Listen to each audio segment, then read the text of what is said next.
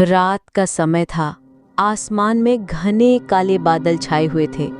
चारों तरफ तूफान मचा था। हवा कांपते हुए कहा, अर्जुन, अगर अनुष्का को कुछ हो गया तो मैं जी नहीं पाऊंगी।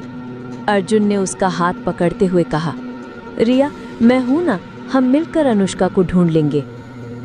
आधी रात का समय था। रिया और अर्जुन निकल पड़े उस सुनसान जंगल की तरफ जहां से बच्चों के गायब होने की कहानियां फैली हुई थीं। जैसे जैसे वो आगे बढ़ते गए, हवा और ठंडी होती गई। पेड़ों से अजीब आवाजें आने लगीं, जैसे कोई फुसफुसा रहा हो। अचानक रिया के पैरों तले जमीन गीली हो गई। उसने नीचे देखा तो मिट्टी से खून बह रहा था। उस खून की धारा में तैर रही थी अनुष्का की गुड़िया। गुड़िया का सर फटा हुआ था और उसके बाल खून में लिपटे थे। रिया की चीख निकल गई, अर्जुन, ये अनुष्का की गुड़िया है, वो यहीं कहीं है, उसे बचाना होगा। दोनों तेजी से आगे बढ़े। जंगल के बीच पहुंचकर उन्होंने देखा एक पुराना टूटा फूटा मंदिर। उसकी दीवारों पर काले निशान बने थे। मंदिर की घंटियां अपने आप बज रही थीं और अंदर से बच्चों की धीमी चीखें सुनाई दे रही थी। अर्जुन ने टॉर्च निकाली और अंदर देखा। जैसे ही रोशनी पड़ी, दोनों के होश उड़ गए। जमीन पर सैकड़ों कंकाल बिखरे पड़े थे। किसी के हाथ कटे हुए, किसी की आंखें गायब। दीवारों पर खून से लिखे तांत्रिक मंत्र। रिया कांपते हुए बोली, हे भगवान, ये कैसी जगह है? तभी अचानक मंदिर के बीचों बीच एक आवाज गूंजी, तुम ढूंढ रही हो अपनी बहन को। अनुष्का अब तुम्हारी नहीं रही, वो मेरे मुखौटे की दासी बन चुकी है।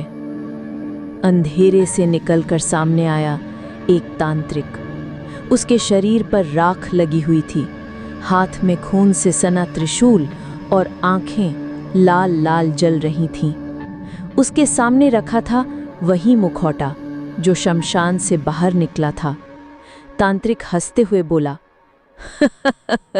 ये मुखौटा मौत की रानी का है। इसे पहनने वाला इंसान नहीं रहता, वो बन जाता है आत्माओं का खिलौना। और आज तुम्हारी बहन अनुष्का इस मुखौटे की पहली भेंट बनेगी। रिया चीख पड़ी, नहीं, अनुष्का को छोड़ दो प्लीज।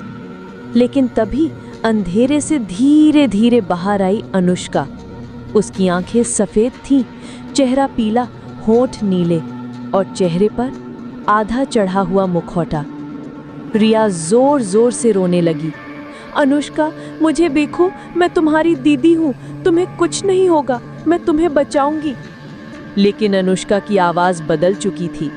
उसके मुंह से निकली एक अजीब भारी आवाज, मैं अब इंसान नहीं हूँ, मैं हूँ मुखौटे का श्राप। रिया और अर्जुन के पैरों तले जमीन खिसक गई और उसी पल मंदिर का दरवाजा अपने आप बंद हो गया। अब वो दोनों अंदर फंस चुके थे। चारों तरफ अंधेरा, बीच में तांत्रिक और उनके सामने खड़ी अनुष्का। उसकी आंखें सफेद, होंठ नीले और चेहरे पर आधा चढ़ा हुआ मुखौटा। रिया कांपते हुए बोली, अनुष्का, प्लीज मुझे पहचानो, मैं तुम्हारी दीदी हूं। लेकिन अनुष्का हंसने लगी। उसकी हंसी इंसानी नहीं थी, वो हंसी थी किसी दानवी आत्मा की। तांत्रिक ने जमीन पर त्रिशूल मारते हुए कहा, आज से ये बच्ची इंसान नहीं बल्कि मौत की रानी होगी। उसके अंदर बसेंगी हजारों आत्माएं और उसका पहला शिकार तुम दोनों होगे। अर्जुन ने रिया का हाथ पकड़ा और कहा, हम यहाँ से निकल सकते हैं, डरना मत। लेकिन तभी मंदिर की दीवारों से खून बहने लगा। दीवारों पर बने तांत्रिक चिन्ह चमकने लगे और खून से बनी आकृतियां इंसानी शक्लों में बदलने लगी। वो सब आकृतियां एक साथ चिल्लाईं, भाग नहीं सकते, भाग नहीं सकते। अचानक जमीन फटी और नीचे से काले धुएं के साथ हाथ निकले। वो हाथ रिया और अर्जुन को पकड़ने लगे। रिया चीख पड़ी, अर्जुन, ये हमें नीचे खींच रहे हैं। अर्जुन ने पूरी ताकत से उसे खींचा और कहा, नहीं रिया, मैं तुम्हें गिरने नहीं दूंगा। इसी बीच अनुष्का धीरे धीरे आगे बढ़ रही थी। उसकी आंखों से खून टपक रहा था। उसने अपनी छोटी छोटी हथेलियों से अर्जुन का गला दबाना शुरू कर दिया। अर्जुन घुटने लगा। रिया चिल्लाई, अनुष्का होश में आओ, ये तुम नहीं हो, ये श्राप बोल रहा है। लेकिन अनुष्का की आंखों में कोई पहचान नहीं थी। वो अब पूरी तरह तांत्रिक के वश में आ चुकी थी। तांत्रिक जोर से हंसा और बोला, देखा तुमने, एक बार इस मुखौटे की पकड़ में आने के बाद कोई भी इंसान कभी वापस नहीं आता। उसने मंत्र पढ़ना शुरू किया, ओम काली मृत्यु रुद्रा। उसकी आवाज के साथ साथ मंदिर की छत से चमगादड़ गिरने लगे। उनके पंखों से खून टपक रहा था। रिया ने कांपते हुए कहा, अर्जुन, हमें कुछ करना होगा, वरना हम भी मारे जाएंगे। अर्जुन ने देखा कि मंदिर के कोने में एक पुरानी तलवार रखी थी। उसने पूरी ताकत से उस तलवार को उठाया और तांत्रिक पर झपट पड़ा। लेकिन तलवार तांत्रिक के जिस्म से टकराते ही टूट गई। तांत्रिक हंसते हुए बोला, मुझे कोई इंसानी हथियार नहीं मार सकता। अचानक रिया की नजर मंदिर के दरवाजे पर पड़ी। वहां लिखा था, मुखौटे के श्राप को तोड़ने के लिए रक्त संबंध की बलि देनी होगी। रिया का चेहरा पीला पड़ गया।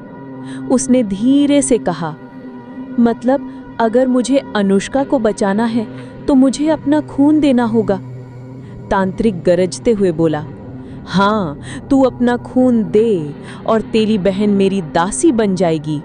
तू मरेगी और वो जिएगी मेरे साथ। रिया की आंखों से आंसू बहने लगे।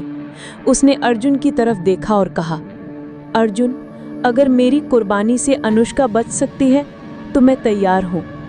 अर्जुन चीख पड़ा, नहीं रिया, तुम ऐसा मत करो, हम कोई और रास्ता ढूंढ लेंगे।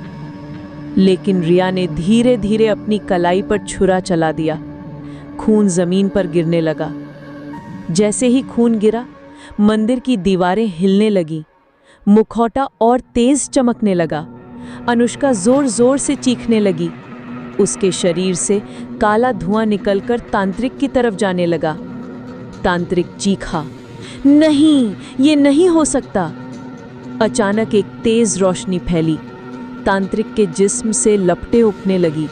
उसकी खाल जलने लगी और उसकी चीख से पूरा मंदिर कांपने लगा। आ! और देखते ही देखते तांत्रिक राख में बदल गया। रिया जमीन पर गिर पड़ी। अर्जुन ने उसे गोद में लिया और कहा, रिया, होश में आओ, तुम जीत गई हो, अनुष्का बच गई है। अनुष्का धीरे धीरे होश में आई और मुखौटा उसके चेहरे से गिर चुका था। उसने कांपती आवाज में कहा, दीदी, आपने मुझे बचा लिया। लेकिन जैसे ही सबको लगा कि श्राप खत्म हो गया है, रिया की आंखें सफेद हो गईं। उसके होठों पर वही खौफनाक मुस्कान आ गई और जमीन पर पड़ा मुखौटा अपने आप उठकर रिया के चेहरे पर चढ़ गया। कहानी खत्म नहीं हुई है, क्योंकि श्राप कभी खत्म नहीं होता। वो बस नए शिकार की तलाश करता है।